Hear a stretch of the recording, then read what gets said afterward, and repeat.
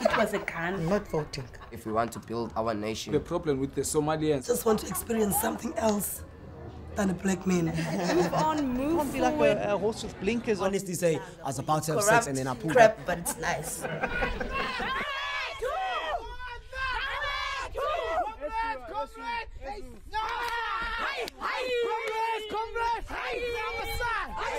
We want houses. Namasan. We want houses. Namasan. Hier ons huise. Namasan. Ons soek huise. Namasan. Comrades, comrades. Namasan. Comrades, comrades. Namasan.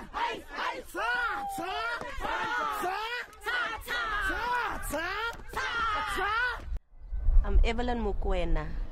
I stay on Symphony Way. I belong to the anti-eviction campaign and as a committee member. Okay, I'm Jane Roberts. I'm staying in Symphony Way in the whole of Delft. I'm belongs to the anti-eviction chairperson of Delft anti-eviction campaign.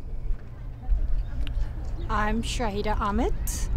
I live on Delft Symphony Way and I'm part of the anti-eviction campaign. Hi, I'm Mutis Plachis. I live also, I'm one of Delft Symphony Way residents. I stay here in Delft, this Symphony Way Road. I'm also one of the anti-eviction campaigns here in Delft Symphony Way. Thanks. Yeah, my name is Ashraf Kasim. I'm the chairperson of the Western Cape Anti-Eviction Campaign and the chairperson-elect in Delft Symphony. I live here for the past 8 months since we've been evicted. What happened here is that we lived in these houses that you see at Section 6 or Precinct 6. We used to live in these houses, about 1,700 families. On the 19th of February, we were evicted by the police, city police, and some members of the defense force. We weren't evicted too anyway, so on the day we decided that we will sleep where we stand. And this is where we had the meeting, and then we decided we'll sleep exactly just where we are standing. And we've been sleeping here ever since. I actually got a letter to say that I deserve a house from the councillor, so-called Martin. So it was really a disappointment in our housing system and department. I mean, it was a trauma. Even my kids just felt that we had a home now and our home is taken away. The day of eviction was actually, like Evelyn said, was very traumatized. The children, there was shooting right in the main road. Children was running around, and I belonged that time to the street committee, and I told myself, I can see like the anti-eviction group, they're going somewhere, and I want to belong to them. I mean, they was doing things the right way. To me, it's like I'm heartbroken, you know. It's like in our land, you see, we are the future of this generation. They speak of like 10 years of democracy, you see, they speak of children's rights, women's rights. But to me, it seems like all of that is just a camouflage. Because you know why? First of all, we were evicted from those homes with our families. The women were there, but they're speaking of women's rights. Children were evicted with us. They're speaking of women. So I see no thing going on in our government system. Is just as corrupt. All of us here on Symphony Way deserve houses because all of us is on waiting list. There's some people it's more than 22 years on the waiting list. So what's the difference? I mean, there's people in these houses that's only a year on the waiting list and they get houses. So what's the difference between the people that is 1 year on the waiting list and there's 22 years on list? I mean, who deserve the house more? The 1 year or the 22 year? Most of our children don't understand. I mean, coming out from a home or a house where you were comfortable, where there was TVs, electric stoves and all those things. Now coming in this situation where you have to make fire outside. Sometimes you wash with cold water because there's no gas or paraffin. My baby, Amir, I talk specific about him. The day of the eviction, he was like very traumatized, like he always used to sit down and then he cried. And I explained to him like, don't worry, don't cry, there is a way forward, Amir. And afterwards, they did get used to the idea because the children always used to play in the group and they talk about the way forward. And afterwards, as I was working like for Interviction, we was always late on the road, like we work right through that night, and they always used to run around with me, go and say, Mommy, what's the way forward? What are we going to do next? So I think like for now, all the children here, like they know the way forward, there is a way forward, so they're all okay now. There wasn't a plan to have an anti-eviction campaign. The anti-eviction campaign came about because there were pensioners being evicted, single parents being evicted, people that would in other, with all due respect, will have nowhere to go, if they were removed from their present space. So the anti-eviction campaign came about to make sure, or to try and to emphasize the rights of poor people. And not the rights of poor people, but to show people what their rights are and how to exercise it. I was working for in COSATU, and I know I was at the time a substeward, and substewards doing their job in the factories, like when we have a meeting, like, and I know the resolution they adopted in 1994 was housing, and they adopted, but for me, nothing did happen as government. I know COSATU is alliance of the ANC, and things didn't go out like it's happened. Houses, there was a charter house, adopted a housing charter. Nothing happened. There's no houses. People don't get houses, and sometimes if I sit still and I think, wow, was I part of that? For poor people, housing, even the Government Gazette, I was part of it. And then I look at this, like this, I'm looking at it now, and think about myself, oh gosh, I was part of that thing. But look at where are people sitting now. Yeah, in Symphony Way, we like one big happy family. And everybody here knows, like, we don't allow anything here that's wrong. You don't beat up your wife, you don't hit your children, no things such. But you do get things happen like this, like during the night. And then we usually go out and we solve it like right away. We don't wait like for tomorrow. We are living here on a mandate. It's like everything that we do, we exercise it, we say it and we mean it. So on behalf of alcohol, you couldn't stop anybody, say, okay, you can't drink, no, you can't smoke, you can't do this. So we thought, okay, as we are living here, we are all together in this. As we say, we are one happy big family here on the street. Everything we do together. So we said, okay, people, as we always gathered here in the meeting, okay, let's have suggestions. What are we going to do with problems like this and this and this? So everyone had their say. So eventually it came to conditions of alcohol, people who uses this and that. So it went to, if you use alcohol, we are here first of all on the struggle. That's the main thing. And as we are here all together. You are not here as an individual. So we meant to say, okay, if you drink your alcohol, we'll be like, we don't want you to decorate with the alcohol here on the street. You can drink your alcohol. We are not stopping you. But what we ask from you is just when you drink your alcohol, you drink it inside, you do your thing inside. We don't want no problems. If there is a problem or somehow the committee members, we're going to come down and we will sort the problem out and you will be fine. Simple as that. So everybody agreed on that on alcohol. So, and we also agreed nobody will be selling alcohol here. Because by the time there will be someone who will be selling alcohol, then most of the people would then go and drink their problems away. Sort of they are saying when they have a problem, they run to alcohol, then they drink their problem. So we thought, no smokeless, no shibin, no nothing. At night when someone screaming outside, and they always screaming on names. Then I run out and go out and see first what's happened. Then when I come out, everybody is outside.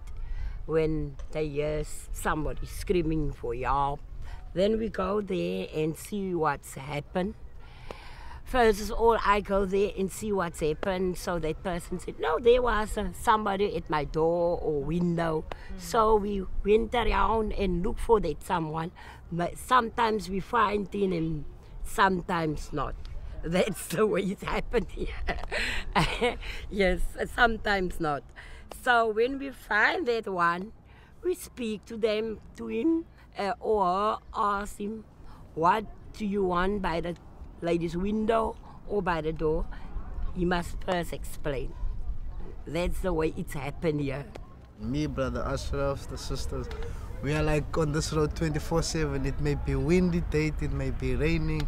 I'm telling you, from 11 o'clock until 7 o'clock or 9 o'clock, there are people on this road that are willing to patrol night and day. As you can see, that's how we get to solve the problems, because most of the people, they would know night, they can't come on this road. The reason why, there are people that are patrolling it from 24/7. Since day one we have been on this road. It's like we are learning, it's like we have just said, no racism, no nothing. We take it like this. For me to get there, I need your help. Two heads are better than one. This hand washes this hand, this hand can't wash this alone. So it's like, that's why the women are so confident and comfortable, because they know that there are people. It's not only men that are patrolling, also women, they are patrolling. You see, but it's only depending on them. If they want to go sleep, you can't force them to patrol. But on the men, we're emphasizing on them. Guys, it's us for us to be there, to make it a point that we're on patrol, on duty 24/7. So that means safety for us, safety for me, safety for my family. That's our priority. We are here for our families. Our main aim is to be with our families. If they are safe, then I'm also going to be safe. Coming together here is exactly what the anti-eviction campaign is about. Like in this road, we have people from different walks of life. People who previously never squatted, but lived in somebody's backyard, or somebody that lives in a house, in somebody else's house, rented somebody else's house, paying exorbitant rental fees and for months or sometimes years. Then there's others that were living or renting rooms in other people's houses. Then there are people that do come from squatter camps. But now, because there's a range of different people on different levels in their thinking or their attitude. And what we managed to do together with everybody is to change everybody's attitude. So that at firstly they have no attitude, and then they develop the attitude. So we are at the stage where we have uneducated ourselves and re-educated ourselves. So we are in a better position than most communities, because we now not only know what happened and what we were told, but we also know what we've been told was not what was happening. So now we get to learn and to develop what needs to happen. So that's why we say we are an action organization. For every, like even when we met with the minister, we suggested to him, look, for any meeting in an anti-eviction campaign, we need to have an outcome that is an action. So the action for the minister was that he will send somebody to do the police screening, which is an action that takes us one step closer to where we need to be. I'm doing it for the past 10 years. And yes, it affects your personal life, your kids. I know when there's a meeting, my baby was how many months, 2 or 1 month. And I must leave my baby and run to the meeting. There's the youngest one. The other 2 was already growing up. So I must leave the baby and running to the meeting, come back late at night.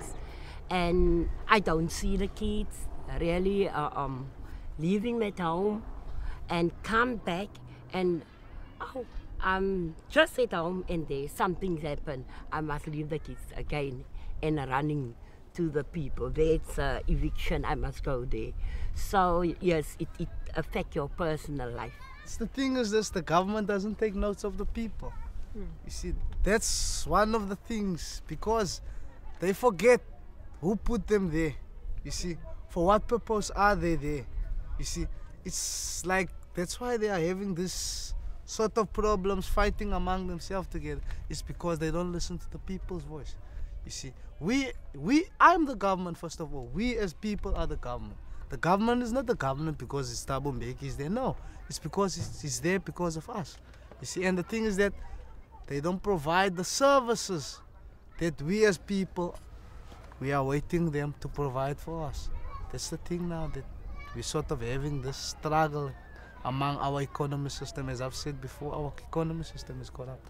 To be honest, I don't know where we're heading. Right now, the government is fighting among themselves for a bigger piece of the pie. They're actually forgetting totally about the people, what they actually want. In a way, I think this whole thing is going towards a war. It's not just countries fighting with countries. It's now government fighting among each other, influencing the local people that are on the bottom to fight with each other, because for me it feels like there's a sickness. And thinking that Babu Mandela went through all those sacrifices, and those that went to exile, for this, at the end of the day, it was a waste of energy, waste of, I don't know, dignity of people, deaths. At the end of the day, I mean, God has blessed us so much. This is a very rich country. What are we doing? We're wasting it. Just thinking that up there, they're paying themselves thousands and thousands. We more or less, we the locals still have to pay for water, electric, and they say that is already in the budget. How can I pay for something that's paid already? So it seems like now the poor people will have to suffer until to the end. And those that are so-called rich or are in the parliament, they are guiding the whole manner of the struggle that most of our parents, grandparents went through. It's a shame. For me, it feels like at the end of the day, it's going to change to be like Zimbabwe, where the government wants to be involved and not listening to the people at the bottom. It's painful. It's a shame, because why? It's poor people here outside. They don't get houses. They're sitting on a pavement. Some living in squatter camps. Nothing happened. Not on something away alone, but in other communities, like a squatter camps. People live there. There's a place called Happy Valley. You just can name it, all that places we're working in. People live there for 12 months, 12 years long. So that didn't happen. Our government didn't do nothing about it, because why? We're part of that, but all of a sudden you're doing things in that way, but it doesn't happen for poor people. Nothing happened. They got a shock of their lives when they were evicted. So firstly, their state of mind when we moved to the pavement was one of shock. Someone in a post-traumatic situation where you were in war and you just came from war, and now all these things are playing back. So it happened here for a couple of months where people were not participating. But when they eventually did, like every meeting, there was an action. And what was good about it is that they felt it. They saw that it was them that were doing things that created the spaces that they were able to maneuver into. It wasn't any of the leadership, but it was them themselves. So that is when they started taking complete ownership. That's why, like my comrades have said, that we, the committee, we are like the spoons and the forks here. We make sure that people are able to use us. We know what we do, it's illegal, but we do it in our own sense of way. We know everything is illegal we're doing, because I always said we like rebels. We do something, and we don't care a damn about what you people say or the government say. We do things like we do it. I'm prepared even to die for this, because this is for our children's future. There must be an end to the corruption. I mean, we deserve to be treated like human beings. Everybody, not just Symphony Way. Everybody that's in the structure, even these structures that the government make or build, they don't deserve to stay like that. So I'm prepared to die for my rights and for my fellow members' rights. I'm also willing to fight and stay here till the end. I'm also willing to die. What we are doing, it's not like it's illegal, it's legal. But what we are mainly doing is we are emphasizing our rights, and we are doing each and every action to get there where we want to. You see, so it's like I've said in the beginning, I won't stop. I'm gonna keep on doing it till the end, till I've achieved this goal, because I strongly believe I can do it. And we, as a people in the community, we can all do it. Not just us here in Symphony Way, also other people. Where they are, Joe Slovo, Happy Valley, you name it, all the people at the squad. As we are South Africans and we as individuals, we deserve houses. So I'm willing to fight and I'm willing to die for my house. I'm also prepared to die or go to jail for that matter. I'll be here till the very bitter end. I'm not doing it for myself, but for the people out there. That's poor people. They don't know how to do the thing, but as a person, I know what to do.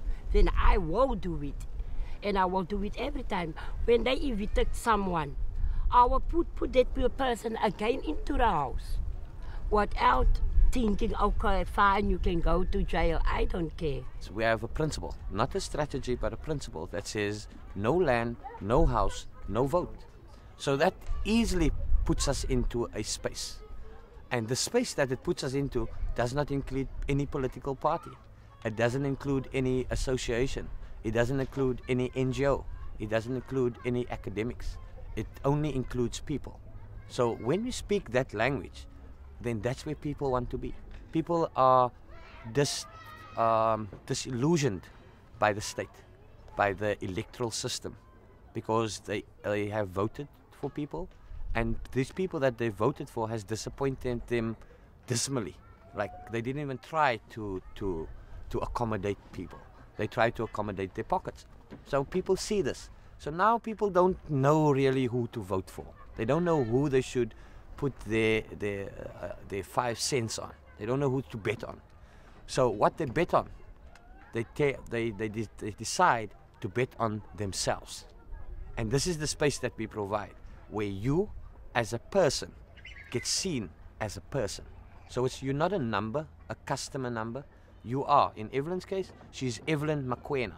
When the city or the province or whoever comes here, they identify her not as the poor person living in Symphony, but they identify her as Evelyn Mokoena. When I came here, I felt at home because the people spoke the language that I spoke.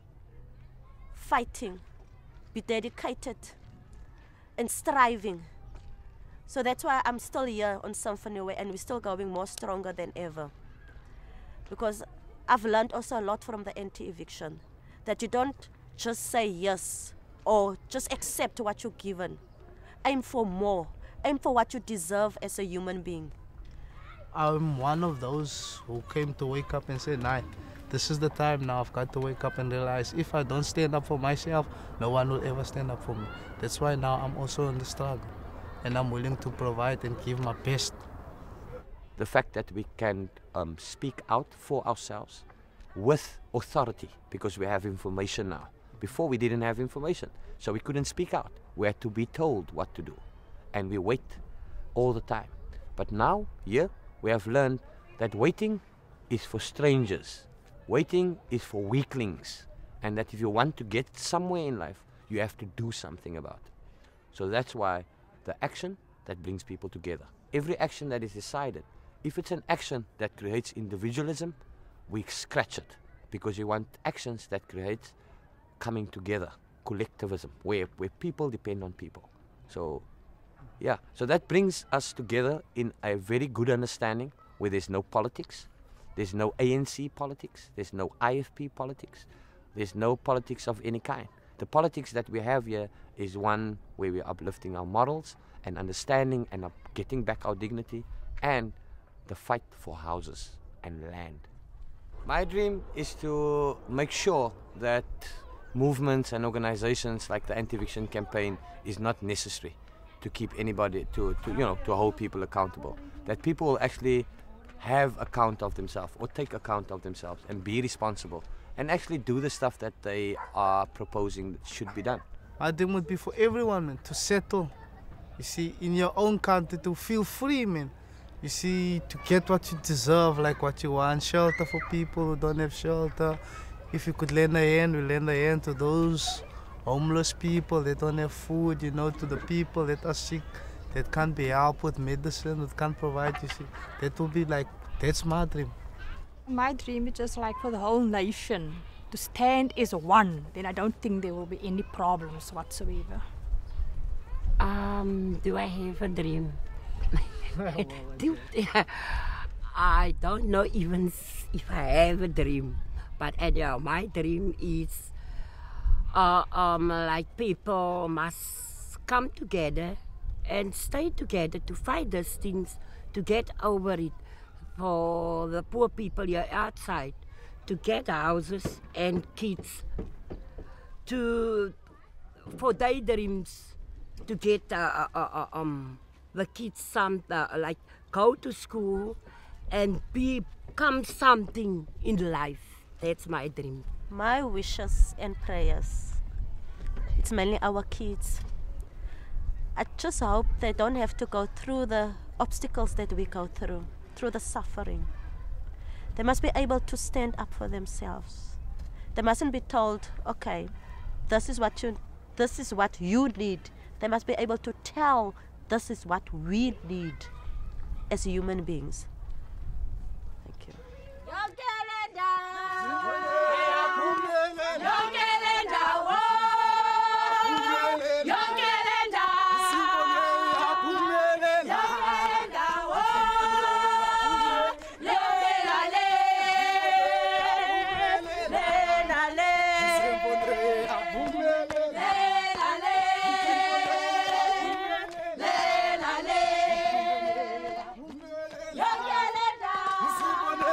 Boom,